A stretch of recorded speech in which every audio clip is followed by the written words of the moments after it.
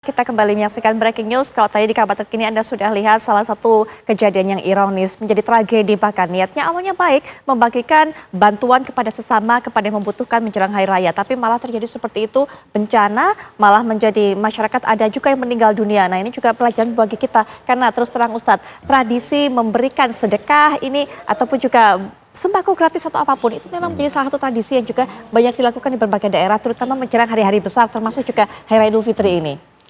Ya jadi betul sekali, kan kadang-kadang orang tuh merasa ketika dia berbagi langsung bertemu dengan mustahik katakanlah, ada kebahagiaan, ada kepuasan gitu. Tapi kan kadang-kadang menimbulkan hal yang tadi kita tonton di berita di Yaman. Di tanah air pun kerap terjadi seperti itu, maka ada anjuran kalau ingin menunaikan zakat, infak, sedekah, lebih baik lewat lembaga gitu. Nanti lembaga itu yang membagikan. Dan kita pun boleh rekomendasi ke lembaga itu. Saya menunaikan zakat ke katakanlah lembaga amil zakat nasional kemanapun gitu. Dan sebagai muzaki, sebagai orang yang berzakat, apalagi mungkin dalam jumlah yang cukup besar gitu, saya boleh berpesan, bisa nggak tolong daerah ini gitu diutamakan gitu. Jadi karena kalau melalui lembaga itu pertama lebih merata, yang kedua mereka insya Allah punya data tuh daerah mana tuh yang minim gitu. Bahkan mereka punya program-program yang tidak hanya sekedar dibagikan kemudian selesai. Kan zakat itu harusnya mengentaskan. Ya. Zakat itu merubah begini Mbak Putri. Kan level yang paling bawah itu namanya mustahik, orang yang terima zakat. Level yang paling tinggi namanya muzaki, orang yang berzakat. Ya. Ada level di tengah-tengah tuh namanya mukafi, orang yang berkecukupan. Kadang orang merasa bangga begini, Pak Ustadz alhamdulillah tahun lalu kami menyantuni 100 fakir miskin. Tahun ini Pak Ustadz, alhamdulillah 200 Pak Ustadz. Rencana tahun depan 300, berarti yang miskin makin banyak gitu.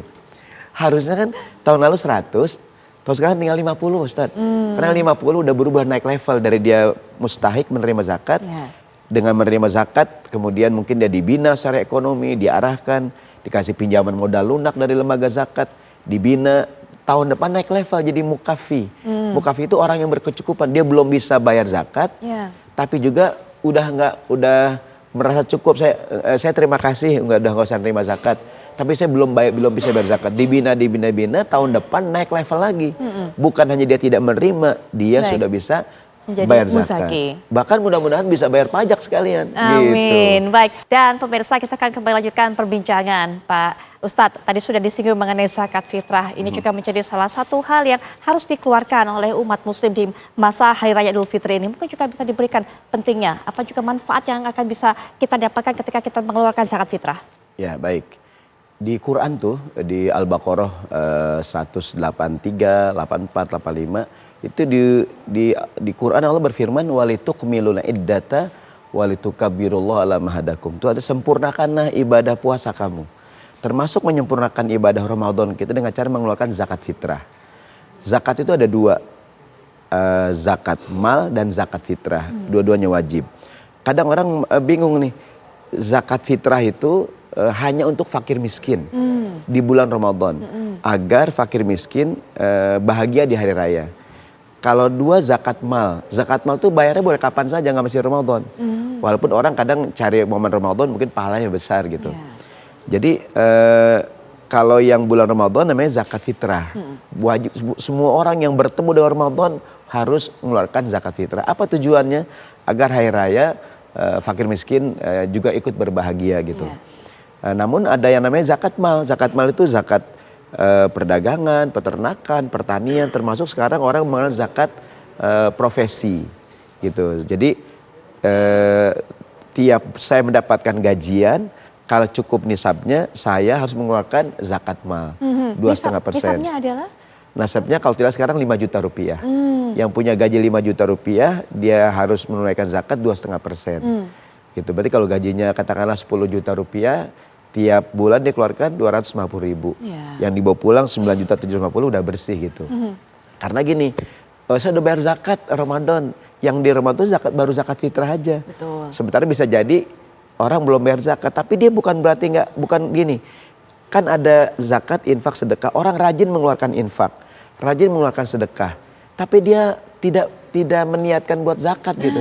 Perbedaannya di niatnya. Harus diniat ya, Pak iya. Ustadz? saya mengeluarkan uang nih 1 juta rupiah, ini zakat ya gitu. Berarti zakat tuh yang wajib. Setelah saya keluarkan zakatnya, udah kan zakat wajib. Setelah saya keluarkan zakat, nanti saya infak sedekah atau tidak tuh nggak jadi masalah. Kayak sholat, yang wajib sholatnya 5 waktu. Ya. Sholat duha, qiyamul lail, hukumnya sunnah. Ada orang rajin sholat duha, rajin qiyamul lail, tapi 5 waktu nggak dikerjain. Ya. Ustadz, saya paling senang sholat duha Pak Ustadz, nambah rezeki. Saya paling senang qiyamul lail Pak Ustadz. Tapi yang 5 waktu nggak dikerjain, sama juga orang rajin infak dan sedekah, tapi zakat yang wajib dia nggak tunaikan. Kenapa? Dia nggak niat gitu. Nah inilah pentingnya bahwa yang wajib itu zakat. Infak sedekah hukumnya sunnah. Ada sahabat bertanya, Rasulullah, secara umum nih ya, sedekah apakah yang paling bagus? Yang pahalanya paling besar? Qala, kata Nabi, anta soddaqo wa anta sohihun. Kamu sedekah dalam kondisi kamu lagi sehat. Cenderung tuh orang, mohon maaf ya Mbak Putri, cenderung orang tuh senang bersedekah kalau lagi sakit. Udah berbaring di rumah sakit, selang di sini itu kan baru, anakku itu tanah di Depok jangan dijual. Kenapa ya? Tanah orang. Itu uang di bank, ambil 10 juta, sumbangin ke masjid. Saya ngomongnya lagi sakit gitu. Kadang anaknya amanah, kadang nggak amanah. Begitu ayahnya meninggal, kan orang masjid tahu tuh, kata ayahnya, itu uang 10 juta sumbangin ke masjid. Meninggal ayahnya. Orang masjid datang dong, dengar-dengar ayah kamu mau nyumbang buat masjid 10 juta. Oh enggak Pak Haji, bapak saya ngaco Pak Haji. Emang orang kalau meninggal suka ngaco ngomongnya. Maka kata Nabi Muhammad tuh sedekah yang paling top, yang pertama dalam keadaan lagi sehat. Dalam baik. Baik Pak Ustadz, nanti kita akan tuh. lanjutkan kembali. Tapi setelah jeda berikut ini, Breaking News akan segera kembali.